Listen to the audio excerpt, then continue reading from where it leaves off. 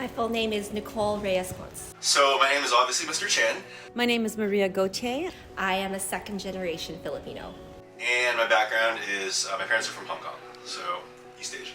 I'm a first-generation immigrant. My dad is from Greece and my mother's from the Philippines, and that's my association with feeling Asian.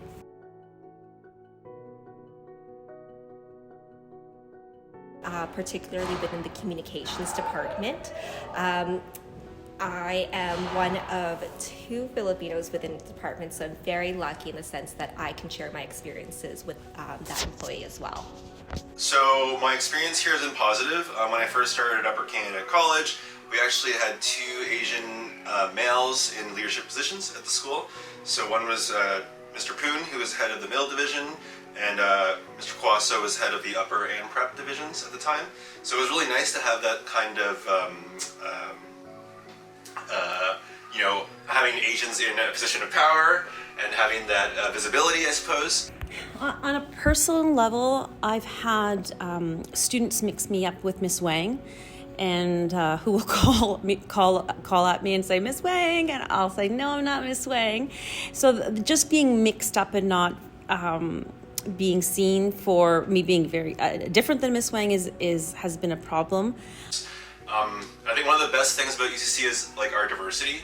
So the fact that we have a whole bunch of different races and cultures and sexual orientations all under one roof, I think is a really awesome, diverse, a community that can learn from one another. So I think it's been a great place to work. And I think in my first year of teaching here, one of the things that I realized I had to do was to actually stop telling people that I was Filipino, because I kind of felt like I was being treated like the Filipino nanny. So that was a bit of a shock for me.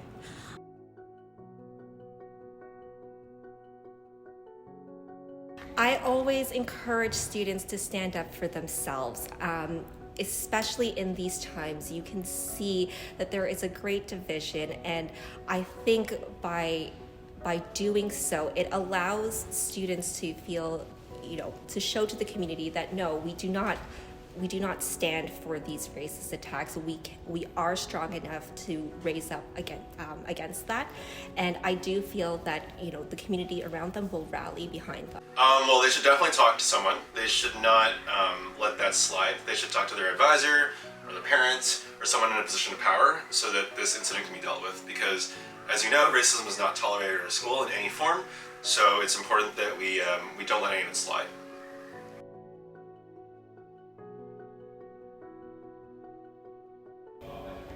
It's part of your culture. There's something about it that you can share with the rest of the community. Everyone goes through a different learning experience, and the way that you share your culture, I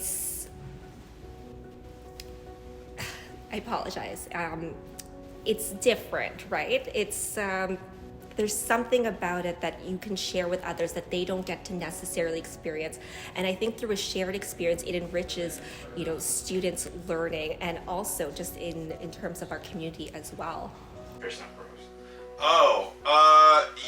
I hope I don't border the line of being stereotypical here, but I think that the way I was raised, we were supposed to be very Marx-oriented and, results-oriented rather than growth-oriented. And now as a teacher, I can really see that's kind of, a really big missing link among, Asian students, but among students in general, where they only sort of focus on the results rather than the learning process. And I would like to, get parents to start thinking about, learning as more of a process than a result. And I think, in particularly in Asian cultures, we look at the result as the most important goal, when it really isn't. So I think that's something that parents and the community in general should be mindful of. So I think especially in our within this upcoming generation, there is a certain drive to be able to share what it is to be Asian Canadian, and I find that finding resources within the community, it is so much easier to find than it was in previous times. So I really encourage all students to look to look throughout their community, to see how they can step in, to see how they can promote their own culture. For me personally, I am a Filipino folk dancer, and that's how I like to share my culture with the community. It's a great experience. I get to share it with all of Toronto and actually internationally as well. It's so much fun, and there are so many opportunities like that for students around.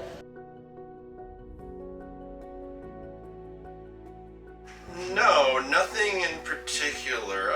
Honestly, I haven't really embraced my Asian identity very much, ever. I was born in Canada, I was born in Ottawa, like it hasn't really resonated with me as much, but what did resonate with me was when, like, during COVID, like, all these, like, anti-Asian incidents sort of occurred where, like, old Asian people were getting, like, beat up on the street. That affected me a lot more, and I think as a result of that, I've become a little bit more empowered, in a sense. Well, my experience is very personal because I'm only part Filipino. But what I love about my Filipino family is that there are always lots of laughs. There's a lot of good food, a lot of enjoyment together. And that love of life and for having fun is something that I carry with me in my everyday life. One of the big traditions I took part in was called a debut. It is a birthday party for girls when they turn 18. I had almost 200 people at my debut, just celebrating the birthday with me, full of, there was a cotillion dance. I also showcased my Filipino folk dancing through that as well.